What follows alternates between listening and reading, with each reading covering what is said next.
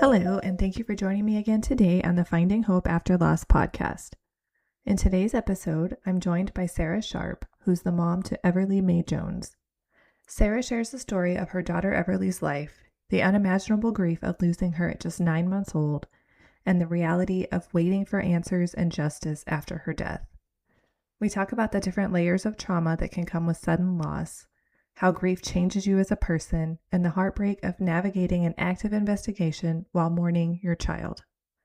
Sara also shares how she turned that grief into purpose by creating Everly's Embrace. Please note this episode does include discussion about alleged child abuse, which may be difficult for some listeners. Hello, everyone. Today I am here with Sara. Sara, do you mind telling us a little about yourself? My name is Sara Sharpe. I was born and raised in Newfoundland, Canada. I then moved to the US when I was 24 years old. I was in Cheyenne, Wyoming, and recently moved back to Canada just this past year. Which one? Do you have a preference for which place you preferred living? Not really. Being born and raised in Canada and then moving to the US was definitely different. Just I feel the most important parts of my life happened when I was in the US, so I definitely feel a pull there, and that it is my home. It's not where I'm from, but it is my home. And so being back in Canada now, I'm with family here and surrounded by them, so they definitely do help me so much, and I am grateful for them for being there for me through this. But yeah, the US definitely it's where I started, my career, my I guess my adult self, and then having my daughter down there. So I definitely do have a stronger pull for Wyoming, even though Canada is where I'm from. It's just that this is now where I'm getting support from my family. So I'm back here with them, and I am gracious for all the support they've been giving. And that makes a lot of sense. It's really hard. We live just a couple of states away from our family for a few years, and it's just so hard to be away from those supportive people in your life. Even if it's not that far, it's far. No, exactly. Yeah, it definitely is. And not having any blood relatives down there other than when I had my daughter, like I said, it definitely does affect and change things. And you do definitely need support going through certain events in your life, and you need the people around you to help take care of you and support you, and just know that you're there and you're loved. So, do you mind sharing a little more about your lost story? Well, May 31st of 2024, my daughter, Mae Jones, was born. She was 5 pounds and 15 ounces, and she was just a little fighter. She came early at 37 weeks, and we spent the first around a month in the hospital. We found out she had a severe cow milk protein allergy, and so trying to just even diagnose that and get her to gain weight and grow, it was difficult. And she had extreme reflux to where we couldn't lay her down. We actually held her upright for the first 2.5 months she was born. Myself and Everly's father, yeah, 24/7. We held her upright and took care of her and raised her. She was the most special little girl, and she lived 9 months and 27 days. So 299 days is what she lived. And that's when she was tragically and unexpectedly taken from us. And so we are still awaiting for justice to be served for our daughter. The person who was taking care of her at the time was arrested this past March 20th. So it took 359 days for him to be arrested. The entire time we were just, we were waiting for phone calls, always had our phone on, just, constantly waiting to be updated on that and find out information. And it's honestly the word, I can't even explain it. It hurt, like horrific and nightmare. Can't even begin to touch, what our families have been through since Everly's life was allegedly taken. So now, like I said, we're waiting for justice on that and trial. But she was the sweetest little girl with the biggest personality. She had the biggest brown eyes too, and whenever she would find someone and look at them, as soon as she would like get, your eye contact with her, she would just pull you in. And she had this little nose scrunch smile. It was just like a bunny. And oh gosh, everyone, mostly everyone, fell in love with her instantly, except for one. But gosh, she just would brighten everyone's day. And she was always there and just wanted people to be happy. And you could get that from her when you saw her presence in a room. It was just charismatic, and she was just sunshine.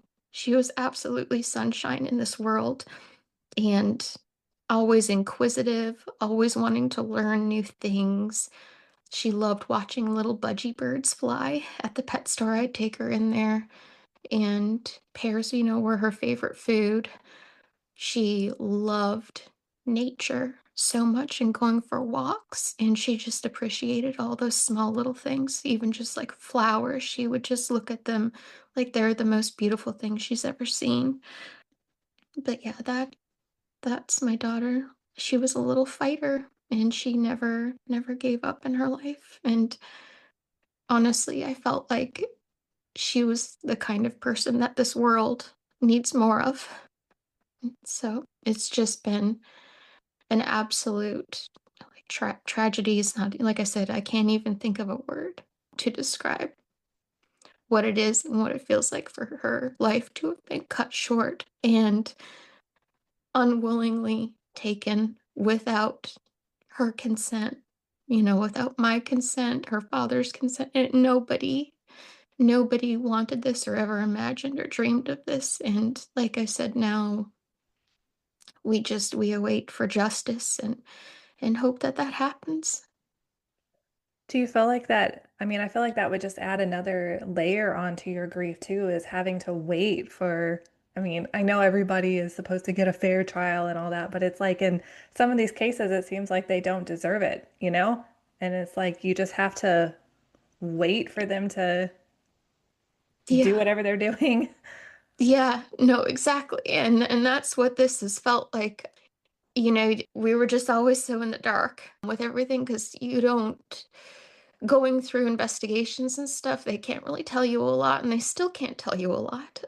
We still don't know everything that there is to know. And on top of losing our daughter, we also had to go through with waiting to find out, autopsy results and what happened to her. And we were never fully explained to what happened because where it's been an investigation, but obviously when it gets to almost a year mark and you're like, what has happened? Like, why are there no explanations? Like, we don't know what's going on. And I was glued to my phone, just waiting for it to ring. And that does add such a different level to the grief because I'm already dealing with the loss of our daughter and then not knowing what happened to her and if it was natural, if it was unnatural, if there was any malicious intent assumed behind it. Like we didn't know. We had no idea.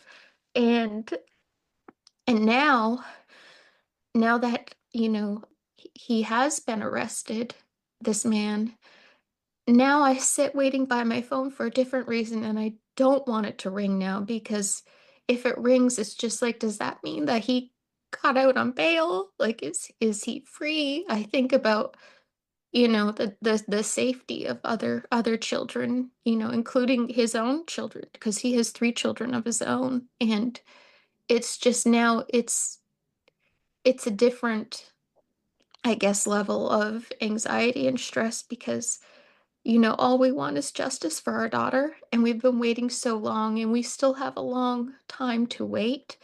But now it's waiting for a phone call, not for an arrest now, but to know if he ever makes bail and gets out, and it's sickening every second of the day. It's just looming over, like, are you going to get a phone call? What are you going to find out next? What information? It hasn't ended, and we haven't found out, this is indefinitely what happened, blah blah blah blah blah. Like, we don't fully know for sure.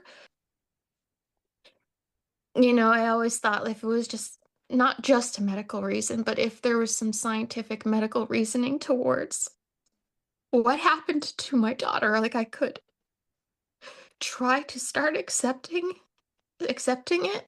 So my grieving process has just been all over the place, and I guess not what therapists would expect as, a normal grieving pattern. The the length of deniability, like, just denying that it ever happened, and acceptance, that took forever for me. And honestly, like, I still haven't accepted it. It's just like my mind will still tell me, oh, maybe she's just down in the US, with her father still, and she's okay. And it's just I'm here in Canada. Like, your mind will play those tricks on you. But yeah, no, the, the layers of grief, and I guess what our families are experiencing is definitely different than different than other losses. There's more complexity to it, I guess.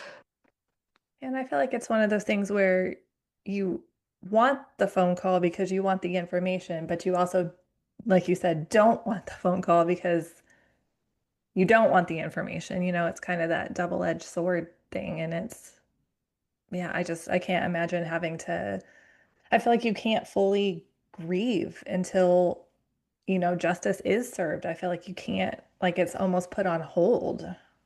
It is. It is. And I'm sorry, I'm crying. No. It's it's the fact of never knowing. We'll never know. We'll never know why. And there might be one person who might know why. Like, we don't know the answers to anything, and like I said, it's an ongoing case, so I can't say much. But it's I don't know how you're supposed to ever accept something that you don't even know the answers to. And all I know is that day my daughter was healthy. She was okay. She wasn't deathly sick or anything like that. And I know my daughter, and she was a fighter. She was a fighter ever since she was born. And so I just, that day, getting a phone call 2 hours after going to work is, I never, ever would have ever imagined or expected that, because, when you have children, well, she's my only child. She's my only child. I had so many hopes and dreams, and you flash forward and you look at the future, and gosh, I had, her first birthday planned out. Isn't she lovely? Isn't she wonderful? Was going to be the theme. And her second birthday's coming up now, March 31st. So not March 31st, May 31st. And she would be 2. And it was supposed to be a Tui Bluey birthday. And there's just so many things we hope and plan for our children because we just want the best for them. And then for it to just cut off at that whole version, your whole entire world is just ripped out from you underneath like a rug. And it's just the fact that she doesn't get to live her life, and her life was and will always be the most precious thing that I hold close to my heart, in the memories of her. And even now, it's just like all I think all day long is, Everly would have loved this. She, would have been doing this now. And I'm trying to picture my daughter, but I keep going back to how she was at 9 months and 27 days old, not an almost 2-year old, because I can't imagine, and I don't know what she would be like and what she would be doing now. That's so something that I think so many people just don't understand when our kids are just taken from us like that unexpectedly that it's not just them we lose. It's like you said, it's like the whole lifetime with them that we lose and everything that we wanted to do with them. We don't get to see them grow up. We don't get to do all those things that everybody else just takes for granted. Yeah. Yeah, no, exactly, exactly. And it's just the loss is her life, her future. But in part of that, it ripples through everyone and all of her family. And so her losing her life, her not getting her future, the life that she deserved, it's changed both of our families, and even our friends are affected by it. Like it's a ripple. And honestly, a ripple is just too small of a word. Honestly, it's like a tsunami. It changes and morphs everyone's life, and what you expect from life to be kind and good, that doesn't always happen. That doesn't always happen. And I know that, like, I've accepted I'll never be like okay again. I never will. There are no happy days. There's just days that doesn't make things worse, If it's a day that I don't get a phone call now, to hear, oh, he might have gotten bail, he's out, or if it's not a phone call to hear of something else negative, or if I'm just sitting and it's just a basic day drinking my coffee, crocheting my bunnies, for Everly's embrace, then it's just a normal, it's a not worse day. And I've kind of come to accept and learn that it's not that there will ever be good days. It's just that there will be not worse days, if that makes sense. No, that makes complete sense. I mean, I feel like another thing that people don't talk about is just how much loss changes us as a person. Like we're never the same person that we were before. No, oh no, definitely not. I used to be so carefree and happy, and I always saw the good in people, and honestly, it was to a fault. I always tried to see the good in people, and now with what's happened, my walls have completely gone up, and I have blocked myself off from pretty much virtually everybody that is around me. I find it hard to communicate and talk with people, especially if they haven't experienced a pregnancy or infant loss themselves. It's hard to get on the same level because a lot of people compare the loss of a child to the loss of another family member, and that is, it's apples and oranges. It's apples and oranges. It's fruit, but they're apples and oranges. You can't really compare the two. It's just it's not how nature was intended to be. You should never outlive your child. And so that's just something that it just keeps getting, more difficult every single day. And like I said, therapists would always like to say, it'll get easier in time, but it doesn't. It doesn't. Yeah, it just gets different. Not easier, Yeah, never easier, just different. We just learn how to keep going because what choice do we have? You know, it's keep going or exactly. don't. That's your choice. And it's not a choice we Exactly. wanted. No, no, definitely not. And the reason I do keep going is for my daughter. It's for Everly May. Everything that I do and everything that I think, it's for my daughter now, to try to bring awareness to her story, to bring awareness to her life, to weave her existence into as many people's lives that I possibly can. And honoring her is it's the only thing that I can do now. I can't raise her and I can't mother her the way that I would have wanted to. So I've had to try to find other ways to mother my daughter that's not here and to honor her with the utmost love and respect that I can. And I do that every single day. Everything that I do is for Everly. And that's why I'm still here. I'm here to honor her and to get her justice. Well, do you want to share a little bit about Everly's Embrace and what you're doing there? Because I just love it. I love the bunnies and the so do you want to talk about it a little? Thank you. Yeah. Well, Everly's Embrace, I started this nonprofit foundation to honor my daughter. This was before everything happened that I knew about, at least. I started it in September of 2025 and it was recognized as a nonprofit December 24th of 2025. And essentially I came across your page and I saw your traveling skirt and I thought that that was one of the most amazingly and beautiful ways, to honor Jasmine.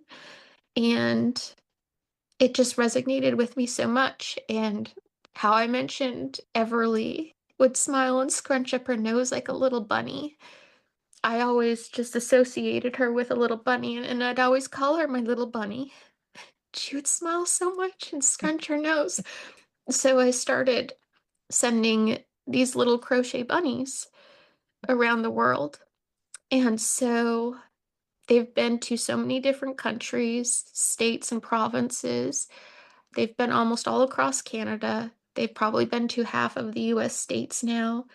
They've also been over to the UK, trying to think of where else, down in Grand Caicos Islands and the Turks Islands, Belgium, France, London, Australia, New Zealand. Wow. Yeah, no, they've really been out to a lot of places. And I just recently opened up another traveling bunny. There's 15 I sent out, and I had over 50 people reach out wanting to be included in the bunny mail train. And so some are now going to Hawaii, which they've never been, Singapore, Japan, China. So they're really starting to go all around the world. And that gives a glimmer of happiness to me to know that these individuals want to honor my daughter and show her love and also honor their children too, because a lot of them are lost moms who want to participate. And they essentially post a picture of the bunny in the different locations, and then I put a pin on the map. And so it's starting to spread and bringing her awareness and her love and embrace to other families is what I'm here for. And I noticed when I came back to Canada before I started Everly's Embrace after losing my daughter, there were no resources here in terms of pregnancy and infant loss. There were virtually none. There's one memorial walk a year, and then that's it. There's nothing else. No support, no guidance in terms of therapies and helping, absolutely nothing. No outreach programs, no groups. And so I thought to myself, like, how can this be like for a province, Newfoundland and Labrador, and to not have these resources when I so desperately needed them and wanted to feel a connection with someone, and to not have that, I thought to myself, well, I'm going to start Everly's Embrace. So I started with the little traveling bunnies, and then since we have grown, I started crocheting my own little bunnies. And so I send them out to lost families for them to keep, and they've been all across Canada and the US, also Australia. For the hospitals, we were when Everly was alive, we were living in Cheyenne, Wyoming. And in Cheyenne, Wyoming, we had I guess, a fundraiser at the Texas Roadhouse, and people were donating these bunnies I had up at different places, and they would take them by donations. And so we donated 15 care packages to the CRMC hospital down there. And then we also donated something called Everly's Closet Cart. So people and different companies such as Copper Pearl, Angel Deer, and Mama Roo, they donated outfits, and so did people did, ranging from preemie all the way up to 0 to 3 months. And 86 outfits were donated, and we had them on a cart, and we gave them to the hospital down there because I know that when Everly was first born, she came early. We were not, people aren't always prepared for this, and we didn't know how big her size would be. But when she was only 5 pounds and 15 ounces, and then she went down to 5 pounds 3 ounces, we didn't have any preemie outfits to fit her. And so, with donating Everly's closet cart, I just wanted to ensure that every baby had an outfit that fits when they're first born. So That's that's something amazing. else. Thank you. Thank you. Like I said, something that seems not significant and just other people again would take for granted, just having a healthy baby born at full term and having an outfit that'll fit. Well, that's not everyone's story. That's not everyone's story. Some people have premature babies and babies that aren't the same sizing. It's what they expect to be. And for a baby to be able to be wrapped in love and warmth and embrace of that first outfit, it means a lot. And we just never wanted a baby to not have an outfit, like I said, that didn't fit. So I'm hoping that cart is helping a lot of families, and that's for any baby that's born down there. So families have a chance to pick an outfit for their baby in honor and memory of Everly. And now that I'm in back in Newfoundland, I'm doing the same thing up here now. We have 15 care packages that we're going to donate to hospitals across the island here, as well as I want to do an Everly's Closet Cart up here as well at the Health Science Center in the Janeway to donate in memory of her, and just whatever resources we can. So now it's mostly just getting an outreach to the community here to let people know, like, this is a nonprofit foundation for pregnancy and infant loss. Bring awareness to pregnancy and infant loss because it's almost like it's a taboo to some people. It's like whenever somebody says my daughter's name, it's so sacred to me. It's almost like a deity. And I'm not afraid to talk about my daughter. I want to talk about her. I want to talk about who she was and what she still is to me. And to allow other women or fathers, even, or family members to do the same. Just to know that it's a safe place, that if anyone does want to reach out, that they always can. And, I am honored to supply them with, if it's not, the hospital giving them a larger care package that we create, then I want to give them a crochet bunny just to let them know that, they're seen, they're heard, they're loved, and their child, their baby will always be remembered and honored. I think that's just beautiful. And I think, like with the clothing it's like she's giving them a hug, like with the clothes. And I Yeah, love that so much. And I feel like with, after losing a baby, like your arms just feel so empty and you need something to do like with your hands. So I think something yeah. like crocheting or knitting or I mean just whatever, I think that helps kind of fill that need while also honoring your daughter and helping other kids too. It does. It does. So I was a dental hygienist before, and now, I'll never be a dental hygienist again. There's just too much trauma that's associated with an operatory, like my work office, my space. And I was with a patient when I got the phone call that my daughter was not breathing. And I will never forget just the complete shock. And I just keep getting brought back to that room, at that exact moment when I got that call. And so I have not worked since March 26th of 2025. And creating Everly's Embrace, it gave me a purpose again, something to do while honoring my daughter and also helping others. And the crocheting bunnies, I've never crocheted in my life. I did not know what it was. I knew that I had to do something with my time because I was just in bed and on medications, honestly not even aware of what was happening each day. The 3 months after her death, I can't even fully remember to the best because of the medications that I was on and I'm still on just to get me through to survive, every day.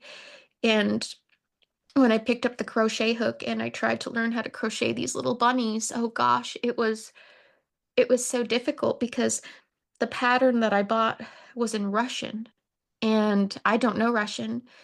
And the lady who has the videos, of explaining like how to crochet them, it was all in Russian. I was trying to translate the videos, trying to understand, and I never knew like crocheting's difficult. It is a difficult hobby to pick up, and at this time I was so upset, so aggravated, so just completely lost in the world, didn't know what to do, but all I had, well, were the crochet hooks and the yarn, and it took me 24 hours to make my first bunny. And it was not a pretty looking bunny. I'll just say that much. I still have it though. You have to always Pink. keep that one, right? Yes, you do. You do. And I just, gosh, I didn't want to keep it at first, but I'm like, you know what? No, this is the love and the determination, I have for my daughter. And Everly, like I said, she was a fighter. She was so strong and determined. She never would have given up. And so I told myself, like, no, Sarah, keep going, keep going. Like you can't give this up as many times as this, is aggravating you. And eventually, finally, I made something that looked kind of like a dog, bunny, elephant. Like it was, like I said, it was not pretty. But then I was like, I will keep making these and practicing and getting better. And I want to share these with families and people. And since I have made over 400 bunnies this year alone. Yeah, I have made over 400 bunnies just this year alone. And they have gone to families. They've been put at different locations where people pick them up by donation and have given them loving homes and then sent to bereaved families.